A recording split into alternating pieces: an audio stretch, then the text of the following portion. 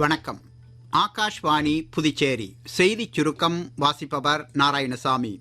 ஆரியப்பட்டா செயற்கைக்கோள் ஏவப்பட்டு 50 ஆண்டுகள் நிறைவு பெறுவது குறித்து பிரதமர் திரு நரேந்திர மோடி மகிழ்ச்சி தெரிவித்துள்ளார்.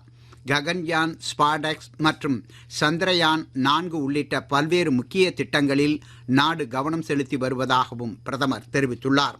வேளாண் ஆராய்ச்சியில் தொழில் நிறுவனங்கள் முதலீடு செய்ய முன்வர வேண்டும் என்று குடியரசு துணைத் தலைவர் திரு ஜெக்தீப் தன்கர் தெரிவித்துள்ளார்.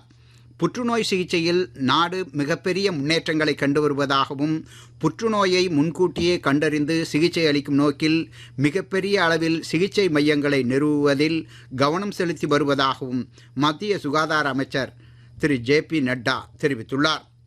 முன்னாள் இராணுவ துணைத் தலைவர் லெப்டினன்ட் ஜெனரல் எஸ். பட்டாபிராமன் நேற்று நீலகிரி மாவட்டம் வெலிங்டனில் உள்ள இராணுவ மருத்துவமனையில் காலமானார்.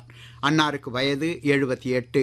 அவரின் இறுதிச் சடங்குகள் இராணுவ மரியாதையுடன் இன்று நடைபெற்றன.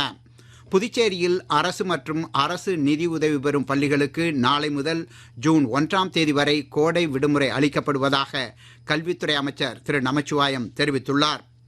தென்னிந்திய பகுதிகளின் மேல் வளிமண்டல கீழடுக்கு சுழற்சி பகுதிகளில் கிழக்கு மற்றும் மேற்கு திசை காற்று சந்திக்கும் பகுதி நிலவுவதாக சென்னை மண்டல வானிலை ஆய்வு மையம் தெரிவித்துள்ளது.